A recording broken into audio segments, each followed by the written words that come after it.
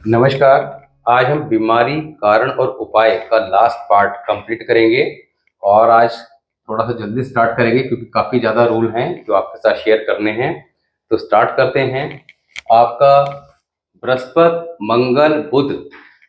अब बृहस्पति, मंगल, बुध कुंडली के 8th हाउस में अगर प्लेस्ड हैं और Rahu 11th house, Ketu 5th house में प्लेस्ड हैं, तब ऐसे में जातक के बेटों को दमा व पैरों से संबंधित बीमारी के योग देखने को मिलेंगे। तो यहाँ पर गोल्ड पहनना, तो ऐसे जातक को हमेशा अपने शरीर पर सोना धारण करना चाहिए। सूर्य, बुध, शुक्र, देखिए गोल्ड पहनना चाहिए। ये परमानेंट रेमेडी हो गई जो रिलीफ देगी, इस योग के असर को धीरे धीरे धीरे खत्म करेगी। बट पर्टिकुलर ये योग जब कुंडली के अलग अलग हाउसेस से मूव करेगा तब रेमेडी अकॉर्डिंग टू वर्चुअल होती है। सूर्य, बुध, शुक्र एनी हाउस, अब सूर्य, बुध, शुक्र की युति कुंडली के किसी भी घर में हो तब ऐसे में स्पीच प्रॉब्लम में भी, अब स्पीच रिलेटेड यानी कि जातक को थोड़ा सा बोलते हुए तोतलापन या कुछ वर्ड स्किप करना, इस तरह के इशू देखने को कई बार मिल सकते हैं। अगर इस तरह का कोई भी इशू आपको दिखाई दे किसी भी व्यक्ति के चार्ट में, तो उसको आप एडवाइस क्या करें कि उसको होम्योपैथी मेडिसिन लेने से डेफिनेटली लाभ मिलेगा। अगर वो इधर उधर कहीं दिखाएगा तो लाभ नहीं मिलेगा, मगर होम्योपैथी मेडिसिन लेगा तो निश्चित तौर पर लाभ मिलेगा। चंद्र, बुध, शनि, अब चंद्र, बुध, शनि की युति कुंडली में कहीं भी हो तो मूर्छा, वशी, बेहोशी, कई बार ऐसी बीमारियां होती हैं जो हमें जिंदगी भर समझ नहीं आती कि इसके पीछे लॉजिक क्या है, किसे दिखाना है। अचानक चक्कर आ जाना, बेहोश होकर गिर जाना, इस तरह की प्रॉब्लम भी कई बार कई व्यक्तियों को देखने को मिलती है। तो चंद्र, बुध, शनि का कॉम्बिनेशन जब कुंडली में कहीं भी हो तो इस तरह की समस्या आ जाती है। ऐसे में 43 दिन लगातार, 43 डेज लगातार आम के पेड़ में कच्चा दूध डालने से लाभ मिलता है। मंगल, बुध, शनि, अब मंगल, बुध, शनि का कॉम्बिनेशन कुंडली में कहीं भी हो तब रक्त विकार और नाड़ियां, नाड़ी में हमारे नसें, नसों से और ब्लड से रिलेटेड इश्यू देखने को मिलेंगे। सूर्य 7, मंगल, शनि 12 या 2, सूर्य 7th हाउस, मंगल या शनि 2nd या 12, दोनों में से कहीं भी हो तब फुलवेरी की बीमारी के योग। अब फुलवेरी की बीमारी क्या होती है कि सफेद पर स्किन पर व्हाइट व्हाइट जो दाग हो जाते हैं, इस तरह की बीमारी के योग कुंडली में बन जाते हैं। केतु, लगन और बुध 11th house, Ketu 1st house में, बुध 11th हाउस में, तब ऐसे में दोहते की पैदाइश के बाद जातक का स्वास्थ्य ठीक नहीं रहता। यानी कि जिसके केतु लगन में और मरकरी 11th हाउस में ये कॉम्बिनेशन होता है, उसके दोहता, दोहता समझते हैं यानी कि बेटी के बेटा होने के बाद जातक का स्वास्थ्य ठीक नहीं रहता है। सूर्य, राहु 8th हाउस, अब सूर्य और राहु की युति कुंडली के 8th हाउस में हो, केतु 2nd हाउस में, जब राहु 8th में होंगे तो केतु डेफिनेटली 2nd हाउस में आ जाएंगे और उस पर शनि, अब शनि की दृष्टि, शनि 6th हाउस में हो, शनि 8th हाउस में हो, शनि 12th हाउस में हो, इन तीनों में से कहीं भी शनि प्लेस्ड है इस कॉम्बिनेशन के साथ, तब लकवा, पैरालिसिस और मानसिक रोग, मेंटल इश्यू, इस तरह की समस्याएं देखने को मिलती हैं। सूर्य, केतु 8th हाउस, अगर सूर्य केतु की युति 8th हाउस में है तो कानों से संबंधित बीमारी के योग कुंडली बन जाते हैं। तब यहाँ पर 8th हाउस अगर लगन कुंडली में तो 8th हाउस के केतु का उपाय करना चाहिए। सूर्य, राहु 9th हाउस में हो तब गले से संबंधित बीमारी के योग कुंडली बन जाते हैं। सूर्य, शुक्र 10th हाउस में हो तब रक्त विकार व स्किन रिलेटेड इशू के योग कुंडली में बनते हैं। सूर्य, बुध 12th हाउस में, मिर्गी, नाड़ियां, त्वचा, नाड़ियां, नसें, मिर्गी मतलब मानसिक रोग और स्किन की प्रॉब्लम के योग कुंडली में बन जाते हैं। तो इनमें से कोई ना कोई इशू चलता रहता है। सूर्य और राहु 12th हाउस में हो तो दिमागी संबंधी परेशानी, यानी कि हमारे जो सर का ढांचा है उससे रिलेटेड कोई ना कोई इश्यू जातक के लाइफ में घटता है। शुक्र थर्ड हाउस और जुपिटर नाइन्थ हाउस। अब शुक्र अगर थर्ड हाउस में और जुपिटर नाइन्थ हाउस में है तो आपको बताया था कि थर्ड हाउस से एस्पेक्ट कहाँ जाता है, 11th हाउस और 9th हाउस पे। तो यहाँ पर शुक्र की दृष्टि जब बृहस्पति पर पड़ेगी, और बृहस्पति क्या है, एनिमी, तो फैमिली में कोई ना कोई बीमारी लगी रहती है, या कई बार फैमिली के सभी सदस्य किसी न किसी कारण से बीमार रहते हैं। तो यहाँ पर शुक्र का उपाय करना होगा, क्योंकि बृहस्पति का प्लेसमेंट अच्छा है। शुक्र के द्वारा बृहस्पति खराब हो रहा है, जिस वजह से ये समस्या आती है। शुक्र और राहु थर्ड हाउस। अब वीनस और राहु का प्लेसमेंट अगर थर्ड हाउस में है बर्थ चार्ट में, तो बहन बेटी बुआ लड़का, बहन बेटी बुआ लड़का 34 वर्ष की आयु तक पैर, घुटने, पेशाब संबंधित रोग से परेशान देखने को मिल सकते हैं। शुक्र फिफ्थ हाउस। अब शुक्र अगर फिफ्थ हाउस में है और जातक का खुद का स्वास्थ्य अगर खराब रहता हो तो शुक्र 5 के उपाय करें। तो यहाँ पर उपाय के बारे में विस्तार से या ज़्यादा बात नहीं कर रहे हैं, क्योंकि अभी पॉइंट्स ज़्यादा हैं। तो रेमेडीज के लिए आपको इंडिकेशन दे रहे हैं, आप पर्टिकुलर वीनस फिफ्थ हाउस की वीडियो में जाकर डिटेल में रेमेडीज को समझ सकते हैं। शुक्र एट्थ हाउस, राहु और सूर्य चंद्र भी एट्थ हाउस में, यानी कि वीनस एट्थ हाउस अच्छा प्लेसमेंट नहीं है। इनके साथ ही, शुक्र के साथ ही इसके एनिमी प्लैनेट राहु, चंद्र या सूर्य, इनमें से कोई भी अगर साथ में बैठा हुआ है तो काफी ज्यादा खराब हो जाएगा। ऐसे में सेक्सुअल डिसीज, यौन संबंधित रोग जातक को जीवन भर परेशान करते हैं। शुक्र बुध एट्थ हाउस। अब वीनस और मरकरी एट्थ हाउस में है तो संतान बीमार रहती है और मैरिड लाइफ में भी समस्या रहती है। बृहस्पति लगन, Jupiter first house, Saturn fifth house या 9th हाउस, इनमें कहीं भी प्लेस्ड हो तब जातक का स्वास्थ्य ठीक नहीं रहता, तो health related challenges will come. Jupiter 8th house, तो बृहस्पति 8वें घर में और 11th हाउस अगर खाली है तो रक्त विकार यानी कि ब्लड रिलेटेड इश्यू। बृहस्पति और बुध 8th हाउस।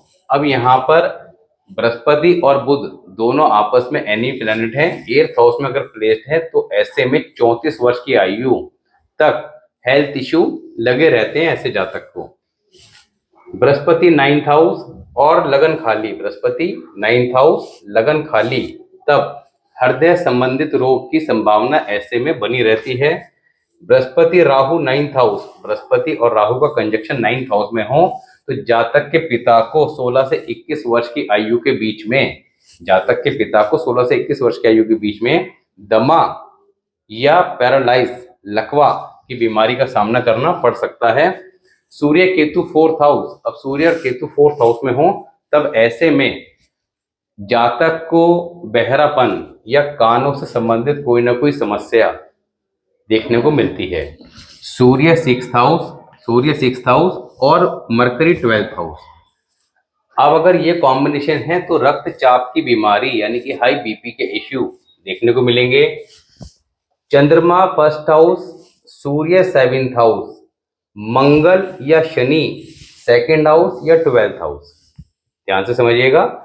तब ऐसे में फुलवैरी की बीमारी, फुलवैरी मीन्स आपको भी पहले ही बताया था कॉम्बिनेशन कि शरीर पर सफेद दाग की बीमारी जो जिंदगी भर अगर हो जाए तो जल्दी से जाती नहीं है। चंद्र शुक्र अगर कुंडली के प्रथम भाव में है, फर्स्ट हाउस में है, लगन में, तब पत्नी के हेल्थ इश्यू और जातक भी मानसिक रोग से पीड़ित होता है। चंद्र केतु कुंडली के फर्स्ट हाउस में तो माँ और बेटे दोनों के हेल्थ इश्यू लगे रहते हैं। चंद्र केतु कुंडली के 2nd हाउस में तो जातक के किसी रिश्तेदार की मृत्यु किसी दुर्घटना में देखने को मिलती है और जातक को पैरों में दर्द की शिकायत, गठिया, पैरों बैकबोन से रिलेटेड प्रॉब्लम आदि के पेशाब संबंधित रोग वगैरह देखने को मिलते हैं। मदर के साथ भी थोड़ा झगड़ा वगैरह रहता है इनका। चंद्र राहु 3rd हाउस में अगर हैं तब मानसिक रोग की शिकायत जातक को होगी। चंद्र 4th भाव 4th हाउस और राहु 10th हाउस, तो ऐसे में जातक के सिर पर गंभीर चोट लगने के योग कुंडली में बनते हैं। उस गंभीर चोट में कई बार मृत्यु तक के भी योग बन जाते हैं।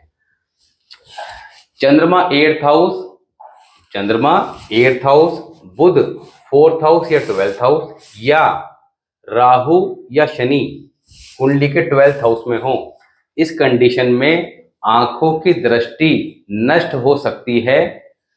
चंद्र केतु 8th हाउस, चंद्र केतु 8th हाउस, तब ऐसे में बैकबोन, घुटनों में तकलीफ, पैरों में दर्द, हर्निया का ऑपरेशन परिवार में किसी न किसी का होता है, या जातक का कई बार खुद भी होता है। जातक को आंतों से रिलेटेड इशू, कॉन्स्टिपेशन की समस्या आदि देखने को मिलती है। मदर की सर्जरी के योग भी कुंडली में बनते हैं। चंद्रमा 9th हाउस और शुक्र 3rd हाउस, ऐसे में 24 से 27 साल की आयु के मध्य माता की आंखों पर बुरा प्रभाव पड़ता है। चंद्र शनि 9th हाउस, ये कॉम्बिनेशन अगर 9th हाउस में है तो जातक को स्किन से रिलेटेड इश्यू होते हैं, कई बार बॉडी पे छाले वगैरह भी देखने को मिलते हैं। चंद्रमा 10वें घर में हो, मंगल 7वें घर में, अभी इंपॉर्टेंट कॉम्बिनेशन है। चंद्रमा 10th हाउस, मंगल 7th हाउस, और कुंडली में सूर्य जहां कहीं भी बैठा हो, ध्यान समझिएगा, चंद्रमा 10th हाउस, मंगल 7th हाउस, सन कुंडली में जहां भी प्लेस्ड हो उससे नेक्स्ट हाउस में, फॉर एग्जांपल सन अगर 2nd हाउस में है तो 3rd हाउस में, सन अगर 4th हाउस में है तो 5th हाउस में, यानी कि सन से नेक्स्ट हाउस में अगर सैटर्न प्लेस्ड है तब अंगहीन योग, अंगहीन योग, तो ये योग काफी ज्यादा खराब होते हैं। तो ऐसे में जातक के किसी न किसी अंग का खराब हो जाने के योग किसी न किसी कारण से बन जाते हैं। चंद्र मंगल 10th हाउस, चंद्र और मंगल 10th हाउस और इसके एनिमी प्लैनेट, अब चंद्र मंगल के एनिमी प्लैनेट आपको बताइए, शनि राहु बुध, ये सब इनके एनिमी प्लैनेट है, ये 4th हाउस में हो तब दुर्घटना योग, तो जातक के गंभीर एक्सीडेंट के योग कुंडली में बनते हैं। एक्सीडेंट के कारण ऑपरेशन और ड्यूरिंग ऑपरेशन या इन एक्सीडेंट डेथ के योग भी कुंडली में बन जाते हैं।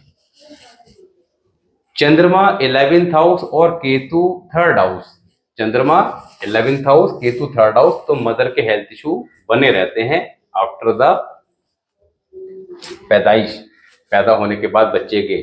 तो यहाँ पर आप एक बात आपने ध्यान से ये समझी होगी कि मदर के हेल्थ इशू आ रहे हैं, पत्नी के हेल्थ इशू आ रहे हैं, बेटे को तकलीफ आ रही है। अब इन सब बातों से एक चीज ये समझिएगा कि एक चार्ट का इम्पैक्ट कहाँ कहाँ तक जाता है। मामा को तकलीफ आएगी, बच्चा पैदा यहाँ पे हुआ, तकलीफ मामा को आएगी। मामा पहले ठीक थे, बच्चे के पैदा होने के बाद मामा दुखी रहेंगे। अब बच्चे के चार्ट से किसी की शादी हुई, लड़की घर आई तो कई बार बड़े शुभ और कई बार बड़े अशुभ, इसी तरह दामाद का। तो एक कुंडली का पूरे परिवार पे इम्पैक्ट जाता है। पिता की कुंडली का पूरे परिवार पे जाएगा, मदर का पूरे परिवार पे जाएगा, बच्चों का माता पिता पे, माता पिता का बच्चों पे, बुआ मौसी हुआ, मतलब सब पे कहीं ना कहीं इम्पैक्ट जाता है। तो यहाँ पर जब हम लोग वर्षफल, अभी एक्चुअली प्रोडिक्शन होती क्या है वो उस बात को जब आप समझेंगे तो आपको मजा आएगा। अभी जनरली प्रोडिक्शन है क्या, प्रोडिक्शन कैसे की जाती है, जब वर्षफल की बात करेंगे तो मान लिया चंद्रमा है, चंद्रमा कुंडली के 12 हाउसेज में अलग अलग वर्षफल के अकॉर्डिंग जब मूव करेगा, जैसी उसकी कंडीशन होगी पॉजिटिव या नेगेटिव, उस हाउस के अंदर चंद्रमा किस प्लेनेट का कारक है, उससे रिलेटेड रिश्तेदार पर कष्ट आएगा उस साल। तो आप अगर प्रॉपर जब चार्ट को देखना सीख जाएंगे, इसकी गहराई को समझ जाएंगे, तो बड़ा आपको मजा आएगा देखने में कि आप एक चार्ट से बैठे बैठाए पूरे खानदान के बारे में एनालाइज कर लेंगे केवल अपने चार्ट से। और किसी की आवश्यकता नहीं है, मगर आवश्यकता इसलिए है दूसरे का चार्ट देखने की, दूसरे के चार्ट का इम्पैक्ट भी हमारे पे भी तो आ सकता है। बेटे की कुंडली में योग आ रहा है इस साल वर्षफल में, पिता को कष्ट आएगा, और पिता तो आप खुद हो गए, तो उसका चार्ट देख के उसकी रेमेडी करनी जरूरी है उस साल, ताकि उस कष्ट से समय रहते बचा जा सके। जब बृहस्पति 6th हाउस में आता है, 2 5 9 12 में उसके एनी प्लैनेट बैठ जाते हैं, राहु या बुध या शुक्र, पिता को हार्ट अटैक होता है। कोई ना कोई कष्ट आता है। अब आपने अगर इस बात को समझ लिया और आपने देख लिया कि कमिंग ईयर वर्षफल में ये सिचुएशन बन रही है, then you can do remedy in the beginning of वर्षफल। तो आप उस चीज को बच सकते हैं कि कौन सी रेमेडी यहाँ पर काम करेगी जिससे फादर को सेव किया जा सके और खुद को भी बेनिफिट लिए जा सके। तो इस रेमेडीज को करना कैसे है, कब करना है, क्योंकि रेमेडीज अभी मैंने इस थर्ड पहले वीडियोस में रेमेडीज की बात करी, लास्ट वाले में मेरा ये था कि आपके सारे पॉइंट कंप्लीट हो जाए, कोई रह ना जाए। तो रेमेडीज जो हैं वो सबसे इंपॉर्टेंट पार्ट है। सबसे पहले देखना क्या है कि भाई हेल्थ, वेल्थ, एक चार्ट में क्या चेक करना है, हेल्थ, वेल्थ, कैरियर वगैरह, शादी। अब ये सारी चीजें आपने देख ली, अच्छा ये योग बन गया। अब उस योग जो बन गया है, कोई अशुभ योग है, तो उसके लिए करना क्या है। एक बार उपाय करके छोड़ देने से काम हो जाएगा, ऐसा नहीं है। वो योग अपना इम्पैक्ट कब देगा, इस बात को समझना। उसकी रेमेडी करनी कब है, इस बात को समझना। इसी वजह से रेमेडीज काम नहीं करती है कि योग का असर आएगा 28वें साल में। आपने अभी 20 साल की 22 साल की आयु है, वीडियो में देख लिया, समझ लिया कि अच्छा ये योग है, उठा के रेमेडी कर आए, तो अभी उसकी जरूरत नहीं थी। उसके लिए अभी उस योग को ठीक करने के लिए कुछ और काम की जरूरत थी, प्रिकॉशन, कुछ रेमेडीज जो परमानेंट कर सकते हैं। मगर स्पेसिफिक रेमेडी उस पर्टिकुलर टाइम पीरियड में आपको करने की आवश्यकता पड़ेगी। तो ये आगे धीरे धीरे अदर जो वीडियोस आती जाएंगी उसमें आप काफी डिटेल में बात करते चले जाएंगे, तो समझ जाएंगे। डीप कॉन्सेप्ट है, थोड़ा सा समय लगेगा, मगर ये तय है कि आपको कई साल में जो चीज क्लियर नहीं हो पाई वो आने वाले कुछ समय में डेफिनेटली क्लियर हो जाएगी। तो मिलते हैं नेक्स्ट वीडियो में किसी नए टॉपिक के साथ। जय श्री